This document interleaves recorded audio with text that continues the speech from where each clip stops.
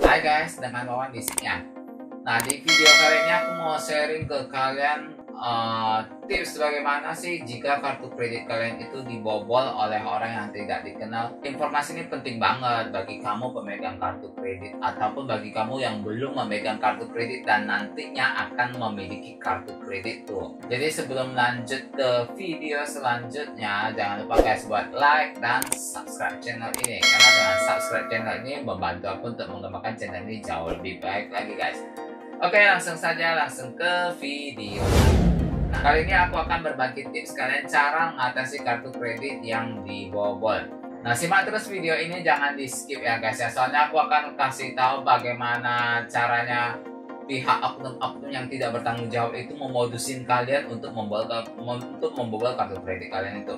Dan juga kalau misalkan itu sudah terjadi, bagaimana sih cara untuk mengatasinya gitu supaya jangan sampai rugi gitu. Nah, selang beberapa bulan yang lalu, aku tuh kan terima kartu kredit dari Bank BRI, yaitu kartu kredit EasyCard. Nah, untuk reviewnya aku sudah pernah posting di video aku yang pertama kali guys. Nah, beberapa bulan kemudian aku tuh ditelepon oleh Bank BRI untuk ditawarkan naik limit. Tentu sebagai orang yang belum gitu paham tentang kartu kredit, senang dong ditawarin naik limit gitu. Pada saat itu aku memang belum tahu apa-apa tentang kartu kredit, tentang cara naikin limitnya itu juga belum tahu guys. Nah, mereka meminta data-data seputar kartu kredit saya seperti nomor kartu, nama, tempat tanggal lahir, dan juga kode 3 angka di belakang kartu. Nah, aku ini sama sekali belum curiga apa-apa guys tentang sampai di sini. Langsung saja aku beritahukan kepada mereka semua data-datanya gitu. Nah, dari sinilah guys bencana pun dimulai. Jadi selang 30 menit kemudian, nah itu ada beberapa SMS yang muncul di handphone aku sebagai notifikasi transaksi. Notifikasi jumlah transaksinya itu dia dipecah-pecah gitu guys. Jadi pertama itu ada transaksi 3 juta di Bukalapak, yang kedua pun juga sama 3 juta, ketiga 2 juta, dan keempat 2 juta. Itu semua vendor itu semua transaksinya di Bukalapak. Nah, aku berpikir bahwasanya ini ada sesuatu yang tidak beres ini dengan transaksi yang satu ini. Bagaimana mungkin aku ditawarin naik limit sementara kok ada muncul transaksinya gitu. Nah, langsung pada saat itu juga guys, sore itu juga aku langsung telepon ke Bukalapak untuk membatalkan semua transaksi.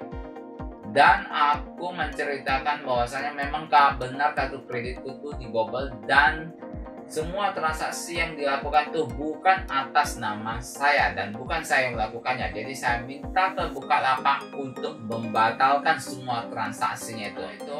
Setelah berhasil, aku pun telepon ke pihak Bank BRI untuk membatalkan semua transaksi itu. Nah, jadi kisah dan kronologi saya itu aku ceritakan ke bagian Bank BRI, dan kemudian aku minta ke Bank BRI itu untuk meng-cancel semua transaksi itu supaya tidak dibukukan ke dalam tagihan. Nah, proses itu akan memakan waktu lebih kurang 3 kali 24 jam atau aliasnya 3 hari kerja.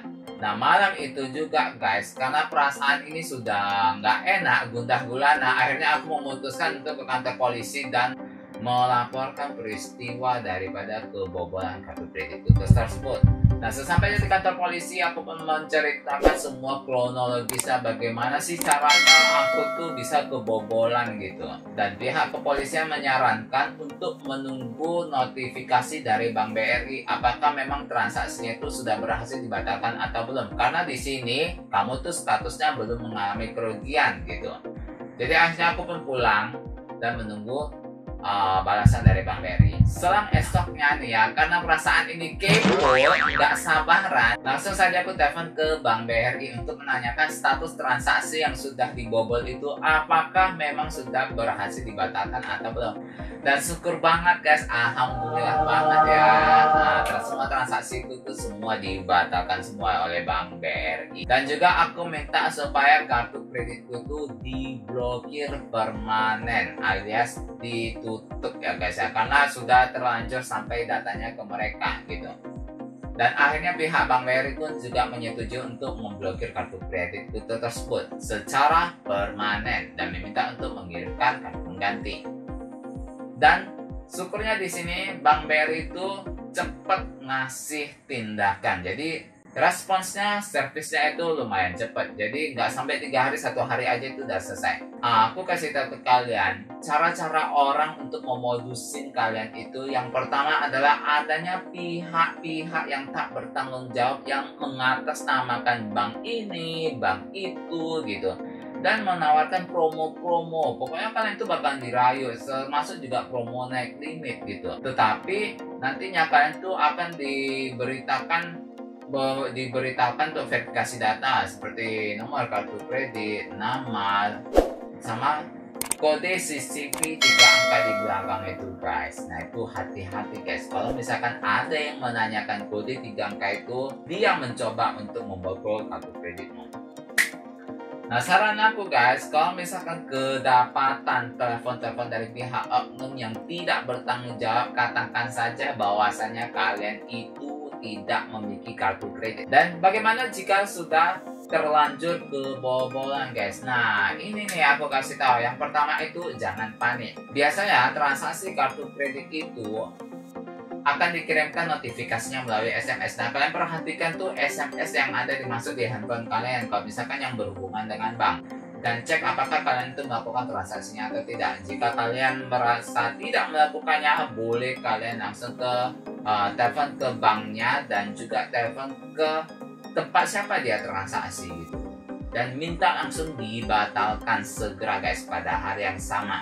Dan yang kedua, bank punya waktu 3 hari untuk membukukan transaksi kalian. Jadi kalau misalkan ada sesuatu yang tidak beres dengan kartu kredit kalian, kalian punya waktu 3 hari untuk membereskannya gitu. Dan yang ketiga, segera blokir kartu kreditmu jika sudah terjadi hal demikian. Kenapa harus diblokir? Supaya untuk mencegah kejadian yang sama itu terulang kembali guys.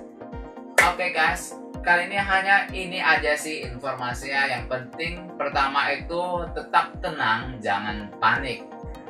Dan yang kedua, transaksi kartu kredit itu masih tetap aman kok, karena bisa dibatalkan jika kalian tuh merasa tidak melakukannya. Berbeda dengan kartu debit. Kalau misalkan kartu debit itu sudah langsung terpotong otomatis dari rekening kalian dan kalian tuh nggak bisa membatalkannya lagi guys.